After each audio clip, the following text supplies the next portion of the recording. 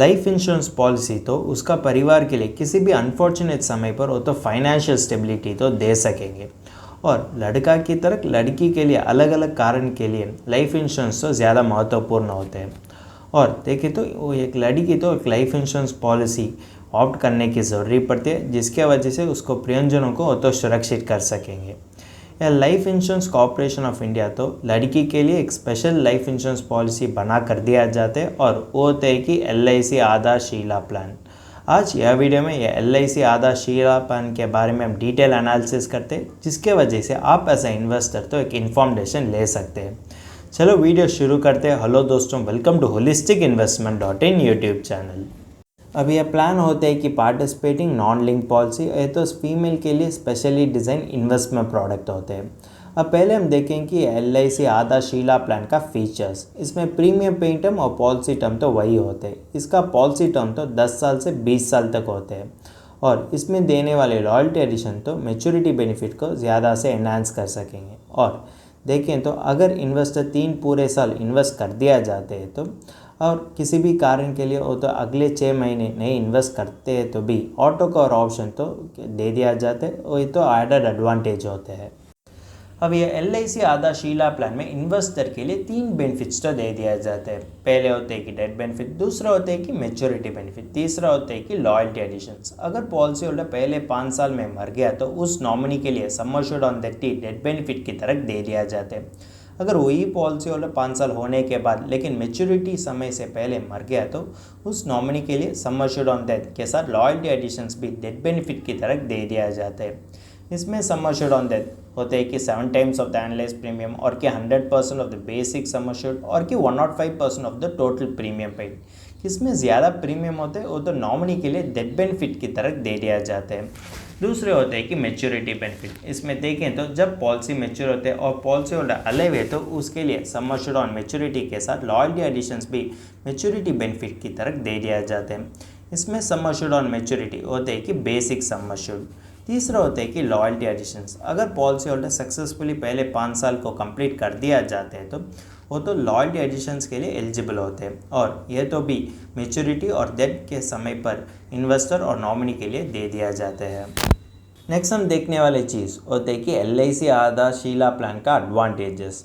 अगर देखें तो इसमें इन्वेस्टर तो मैच्योरिटी बेनिफिट तो लमसम की बावजूद वो तो इंस्टॉलमेंट्स में भी ले सकते हैं। इसमें लोन ऑप्शन होते हैं। डेथ बेनिफिट अगर इन्वेस्टर चाहते हैं तो लमसम की बावजूद इंस्टॉलमेंट्स में ले सकते हैं। इसमें ऑटो कवर पीरियड तो एक एडेड एडवांटेज होते हैं और इसमें राइडर ऑप्शन भी अवेलेबल होते हैं। जब आप एडवांटेजेस ऑफ अ प्लान देखें तो आपको पोटेंशियल ड्रॉबैक्स के बारे में भी जानकारी होने की ज़रूरत पड़ती है।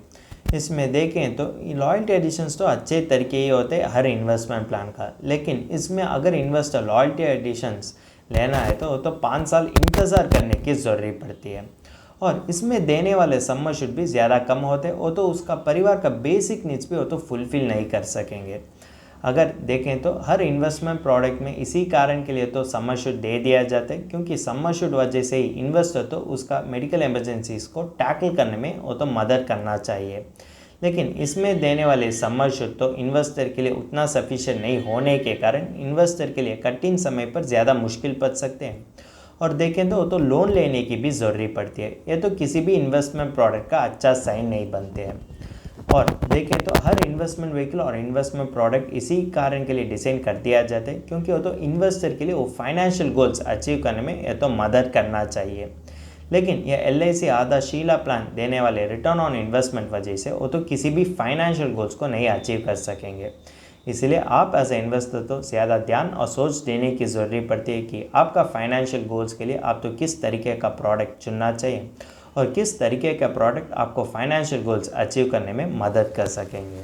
जब आप इन्फॉर्मेशन लेना चाहते हैं तो आपको पॉलिसी के बारे में जानकारी होना चाहिए, जैसे उसका कैश फ्लो और रिटर्न्स। इसलिए हमारा एनालिसिस में एक कदम आगे चलते हैं और देखें कि LIC आधारशिला प्लान तो कितना रिटर्न ऑफ इन्वेस्टमेंट इन्वेस्टर के लिए दे सकेंगे। यह एनालिसिस तो हम LIC वेबसाइट से ले चुका है। इसमें एक लड़के होते कि 35 ईयर्स ओल्ड और उन्होंने LIC आधारशिला प्लान को खरीद कर दिया जाते हैं और उसकी सम एश्योर्ड होते हैं कि 5 लाख और उसकी पॉलिसी टर्म और प्रीमियम पे टर्म होते हैं कि 15 ईयर्स। और उसकी एनालाइज प्रीमियम होते हैं कि 26,435 रुपीज़। यह LIC आधा शीला प्लान तो एक पार्टिसिपेटिंग पॉलिसी होते हैं और यह बेनिफिट इलस्ट्रेशन में हम अज्यूम करते हैं कि इसका projected investment rate of return हो सकते हैं कि 4% पर एनम और कि 8% पर एनम। जब आप 4% सिनेरियो को कंसिडर कर दिया जाते तो वो फीमेल इन्वेस्टर के लिए लॉयल्टी एडिशंस के साथ मेच्योरिटी वैल्यू होते हैं कि ₹5 लाख। अगर देखें तो इसका IRR होते हैं कि 2.85%। अगर वही फीमेल इन्वेस्टर अगर आपने 8% सिनेरियो में कंसिडर कर दिया जाते तो उसके लिए वो लॉयल्टी एडिशंस के साथ फाइनल मेच्योरिटी वैल्यू होते हैं कि 5.57 लाख और इसका IRR होते हैं कि 4.15%। और जब आप तो यह प्लान का रिटर्न ऑन इन्वेस्टमेंट देखें तो यह तो डेब्ट इंस्ट्रूमेंट से भी कम रिटर्न देने के कारण वो लड़की इन्वेस्टर के लिए लॉन्ग रन में इन्फ्लेशन टैकल करने में ज़्यादा मुश्किल पड़ सकते हैं। और देखें तो हर फीमेल इन्वेस्टर्स के लिए फाइनेंशियल सुरक्षित होने की ज़रूरी पड़ती है। अगर वो फीमेल इन्वेस्टर एक प्राइमरी ब्रेडविनर है तो और कि सिंगल पेरेंट है तो वो तो परिवार का फाइनेंशियल वेलबींग के लिए भी वो तो रेस्पॉन्सिबिलिटी लेने में ज़रूरी पड़ती है और यह तो इसी तरह इन्वेस्टमेंट प्रोडक्ट को चुनना चाहिए। जब आप तो यह सब देखें तो ये LIC आधा शीला प्लान तो वो फीमेल इन्वेस्टर्स के लिए उतना बेनिफिशियल नहीं होते हैं क्योंकि इसमें देने वाले सम शुल्क तो ज़्यादा कम होने के कारण वो फीमेल इन्वेस्टर्स के लिए वो तो बेसिक नीड्स फुलफ़िल करने में भी तो मदद नहीं कर सकेंगे। और इसका मैक्सिमम सम शुल्क हो सकते हैं कि ₹5 लाख। ये तो वो फीमेल इन्वेस्टर्स के लिए वो परिवार नीड्स फुलफ़िल करने में उतना बेनिफिशियल नहीं होते और देखें तो उसको फाइनेंशियल गोल्स अचीव करने में भी यह प्लान तो उतना मदद नहीं कर सकेंगे। सिंगल वुमन के लिए और डिपेंडेंट्स के लिए भी एक प्रॉपर फाइनेंशियल प्लान की ज़रूरी पड़ती है जिसके वजह से वो फाइनेंशियल रिस्पॉन्सिबिलिटीज़ को मीट कर सकेंगे। अगर आप अर्लियर इलस्ट्रेशन में देखें तो LIC आधा शीला प्लान तो फीमेल इन्वेस्टर के लिए एक्सपेक्टेड रिटर्न से भी कम रिटर्न देने के कारण वो तो फीमेल इन्वेस्टर के लिए उतना बेनिफिशियल नहीं हो सकेंगे। इसी कारण के लिए फीमेल इन्वेस्टर तो ऑल्टरनेटिव ऑप्शंस देखने की ज़रूरी पड़ती है और जब वो ऑल्टरनेटिव ऑप्शंस देखें वो तो इंश्योरेंस और इन्वेस्टमेंट दोनों कंपोनेंट पर ध्यान रखने की ज़रूरी पड़ती है। इसी कारण के लिए एक फीमेल इन्वेस्टर तो सम शुल्क लेते हैं कि ₹5 लाख के लिए और उसके लिए वो करने वाले खर्च होते हैं कि 2500 और इसमें पॉलिसी टर्म और प्रीमियम पेइंग टर्म देखें तो वो होते हैं कि 15 ईयर्स। 26,435 रुपीज़ से वो तो 23,935 तो वो किसी भी इन्वेस्टमेंट व्हीकल में इन्वेस्ट करना चाहते हो वो इन्वेस्टमेंट व्हीकल में इन्वेस्ट कर सकते हैं। और जब वो इन्वेस्टमेंट डिसीजन लेते हैं तो वो तो रिस्क प्रोफाइल पर ध्यान रखने की ज़रूरी पड़ती है क्योंकि जब वो रिस्क प्रोफाइल में ध्यान कर दिया जाते हैं तो वो तो अच्छा तरीके से फाइनेंशियल प्लानिंग कर सकते हैं। और अगर वो रिस्क अवर्स इन्वेस्टर है तो वो तो डेब्ट इंस्ट्रूमेंट्स को चुन कर सकेंगे। अगर वो रिस्क पसंद करने वाले इन्वेस्टर है तो वो तो इक्विटी रिलेटेड इंस्ट्रूमेंट्स पर इन्वेस्ट कर सकेंगे। अगर इन्वेस्टर डेब्ट रिलेटेड इंस्ट्रूमेंट्स में इन्वेस्ट कर दिया जाते हैं तो 15 ईयर्स अंतिम पर उसके लिए मैच्योरिटी वैल्यू तो दे दिया जाते हैं। अगर वही इन्वेस्टर ELSS फंड में इन्वेस्ट कर दिया जाते तो उसके लिए ज़्यादा रिटर्न्स मिलते लेकिन उस रिटर्न्स पर कैपिटल गेन टैक्स भी होते हैं। टैक्स कैलकुलेशन भी आपके जानकारी के लिए नीचे दिया गया है। जो female investor PPF investment combo चुन कर दिया जाते तो उसके लिए मैच्योरिटी वैल्यू होते है कि 6.49 लाख और एक pure term insurance along with PPF लेने वाले फीमेल इन्वेस्टर का रिटर्न और IRR हो सकते हैं कि 5.94%।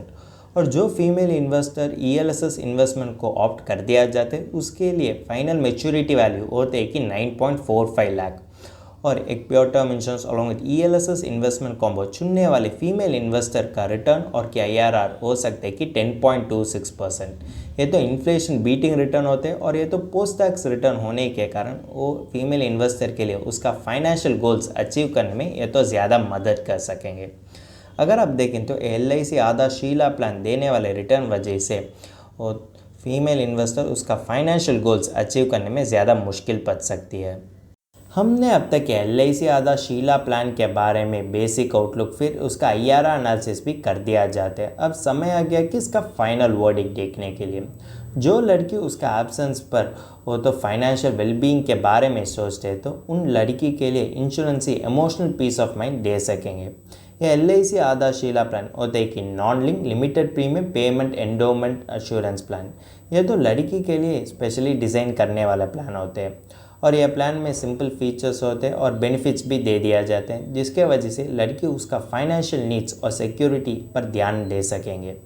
यह प्लान में देखें तो यह सब तो लड़की के लिए फाइनेंशियल सुरक्षित और सेविंग्स बढ़ाने के लिए डिज़ाइन करने वाले प्लान होते हैं, लेकिन इसके बावजूद लड़की के लिए यह प्लान में कोई अदर स्पेशल फीचर नहीं होते। यह तो मार्केट में होने वाले दूसरे एंडोमेंट प्लान की तरह ही काम करते हैं। इसका मेजर ड्रॉबैक होता है कि यह तो लड़की के लिए देने वाले सम एश्योर्ड, उसके साथ वो तो किसी भी फाइनेंशियल गोल्स तो अचीव नहीं कर सकेंगे और किसी भी इमरजेंसी टैकल करने में भी वो फीमेल इन्वेस्टर के लिए ज़्यादा मुश्किल पड़ सकेंगे। अगर वो फीमेल इन्वेस्टर एक pure term life insurance policy लेते हैं तो उस परिवार के लिए वो तो फाइनेंशियल स्टेबिलिटी तो दे सकेंगे। और देखें तो जब आप एक इन्फॉर्म्ड और इमोशनल डिसीजन लेते हैं तो आपको फाइनेंशियल गोल्स अचीव करने में ज़्यादा मुश्किल पड़ सकेंगे। इसलिए आप तो एक फाइनेंशियल प्लानर को कंसल्ट करने की ज़रूरत पड़ती है, जो ने आपके लिए होने वाले फाइनेंशियल प्लान को बना कर सकेंगे। अगर आप उस तरीके से इन्वेस्ट कर दिया जाते हैं तो आपका फाइनेंशियल गोल्स आप तो आसानी से अचीव कर सकेंगे। अगर आपको ये LIC आधा शीला प्लान के बारे में फर्दर एनालिसिस और डिटेल एनालिसिस इंग्लिश में पढ़ना चाहते हैं तो हमारा आर्टिकल पढ़ सकते हैं और इस आर्टिकल का लिंक तो डिस्क्रिप्शन में दिया गया है। अगर तुमको इस टॉपिक में और कोई अदर फाइनेंस और इन्वेस्टमेंट रिलेटेड टॉपिक में संदेह है तो हमारा फाइनेंशियल एक्सपर्ट के साथ अपॉइंटमेंट बुक कर सकता है। अपॉइंटमेंट का लिंक डिस्क्रिप्शन में दिया गया है। और फिर इन्वेस्टमेंट के बारे में और फाइनेंस के बारे में तुमको ज़्यादा बताना चाहिए तो हमारा लाइव वेबिनार अटेंड कर दीजिए। वेबिनार का लिंक भी डिस्क्रिप्शन में दिया गया है। वेबिनार एब्सोल्युटली फ्री है। इस वीडियो तुमको पसंद है तो लाइक कर दीजिए, फ्रेंड्स के साथ शेयर कर दीजिए और ज़रूर सब्सक्राइब कर दीजिए। धन्यवाद।